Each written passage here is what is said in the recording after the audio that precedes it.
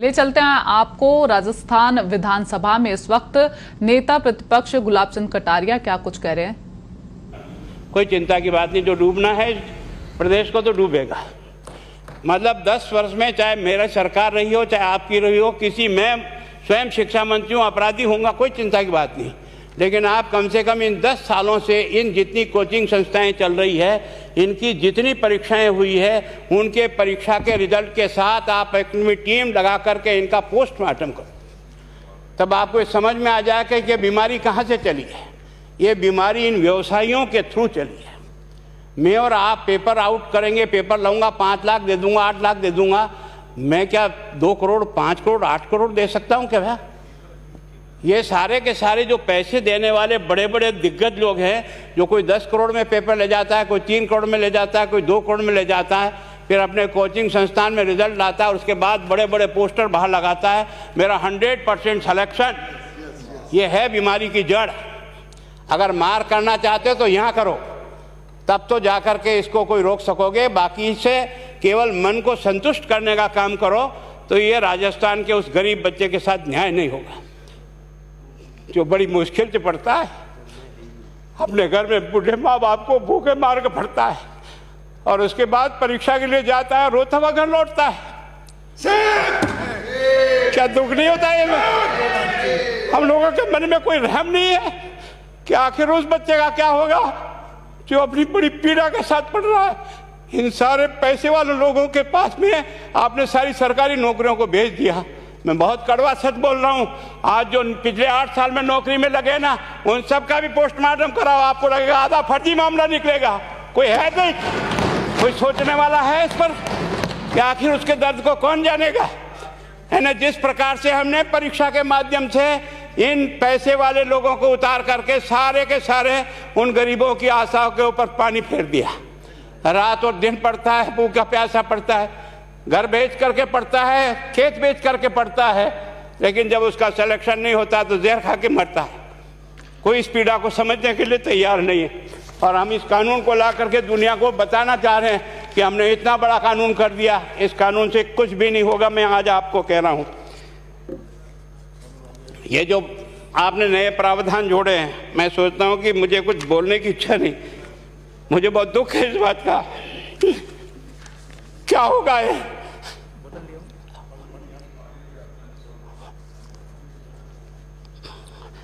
किस तरह की गैंग पालनी है हमने? पानी पिला दो, है ना। मैं उस दिन भी पूछा था कि मैंने कहा ये शिक्षा संकुल पे है, जिन लोगों को ड्यूटी पे लगाया, इसको लगाने वाला दोषी कौन है, जिसके कारण से पेपर जो है ना काट करके निकाल दिया। ये तो ठीक है, भाग्य हमारा अच्छा था कि सवाई माधोपुर की घटना फूट गई और एसओजी को उसमें हाथ में लग करके कुछ केस लग गया।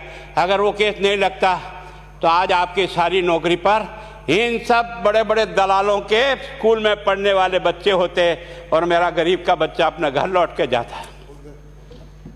क्या दुर्भाग्य है। और इस कारण से केवल इसके लिए खुश मत हो जाओ कि हमने कानून बहुत सख्त बना दिया इसलिए अपराधी रुक जाएगा। नहीं, सिस्टम को बदलना होगा, ये परीक्षा का सिस्टम चेंज करना होगा। मैं सोचता हूँ कि क्या हम इतने अक्लमंद बैठे हैं, क्या इस व्यवस्था को चेंज नहीं कर सकते? क्या एक ही पेपर हर राजस्थान में 20 लाख बच्चों को दिया जाए? क्या इसका कोई ऑल्टरनेट नहीं हो सकता? इसका ऑल्टरनेट सोचना चाहिए कि हम परीक्षा को टुकड़े टुकड़ों में कैसे कर सकते हैं। जिले के अनुसार पेपर नहीं, एक नहीं हम 25 पेपर बना सकते हैं। कौन से सेंटर पर कौन सा पेपर जाएगा कोई तय नहीं करेगा कौन सा जाएगा, और हम जो इच्छा होगी उस सेंटर पे वो पेपर भेजेंगे। और ये जितने भी प्राइवेट कॉलेजों में आपने सेंटर बना रखे उनको बंद करो, इनको तुरंत बंद करिए एक ऑर्डर से। जितने भी सरकारी विद्यालय है और सरकारी नौकर ही एग्जामिनर बनेगा और एग्जामिनेशन करेगा, तब तो आप इसको बचा पाओगे। ताकि आप और मैं कितने भी कानून बदल कर दें, आपका वो जांच करेगा, आपका वो अधिकारी आएगा। आपने कहा भाई सेशन जज के नीचे नियुक्ति नहीं होगी, इसके अलग से कोर्ट होगा, बहुत अच्छी बात है। प्रोविजन जो आपने डाले हैं वो स्वागत योग्य है, स्वागत करता हूँ, पर इन प्रोविजन को लागू तो आप और मैं ही करूँगा, कौन करेगा? जब हम ही ठीक नहीं है तो इन प्रोविजन क्या रोएंगे अंदर बैठे बैठे? जब तक हमारा दिल और दिमाग ठीक नहीं होगा ना, इस बीमारी का इलाज नहीं होगा। हमने शिक्षा के मंदिर को भ्रष्टाचार की भट्टी में जलाकर खाक कर दिया। दुर्भाग्य हमारा, जहां से कोई आशा की किरण दिखती थी उस गरीब को कि चलो मैं अपनी मेहनत से आगे बढ़ जाऊंगा, लेकिन अब वो निराशा में आ गया। उसको लगा कि अब कोई रास्ता नहीं है। और इस कारण से मैं सोचता हूं कि आप जिस भावना से लाया, मैं आपकी भावना की इज्जत करता हूं, लेकिन केवल आपकी भावना इन बेईमानों को नहीं रोक सकेगी। इसको रोकने के लिए हमको सिस्टम को बदल करके और तुरंत उस पर ध्यान करना चाहिए। कानून 302 का बना हुआ है, क्या मर्डर रुक गए? आप भी जान रहे हो, रोज के रोज पोक्सो कोर्ट में आजीवन कारावास हो रहा, क्या व्यभिचार रुक गया है? अपराधी को दंड मिल सकता है, अपराध बंद नहीं हो सकता है। अपराध बंद करने के लिए जो सिस्टम होते हैं उस सिस्टम में चलो। एकमात्र इस देश में भ्रष्टाचार की भट्टी में देश जल रहा था। केवल और केवल एक तरह से प्रत्येक व्यक्ति का खाता खुलवाकर देश के प्रधानमंत्री में सारा का सारा बेनिफिट उसका सीधा खाते में डाला। बेईमानों को चोट लगी नहीं लगी। उस तरफ अपना दिमाग बचाओ, उस तरफ अपना दिमाग लगाओ। किस बीमारी का इलाज कहाँ है और कैसे हो, इस बारे में चिंता करने की कोशिश करो।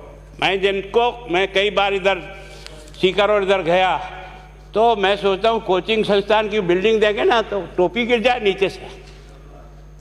क्या चीज़ है यार, भगवान ने क्या लक्ष्मी वहीं बरसाई है?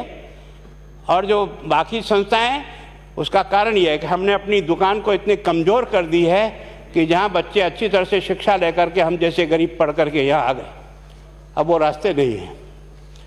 और इस कारण से मेरी बहुत विनम्र प्रार्थना है, इस बीमारी का इलाज चाहिए बच्चे को, कानून से नहीं होगा, कानून के अलावा होगा। और उसमें आप करें। धन्यवाद। Thank you. माननीय मंत्री महोदय।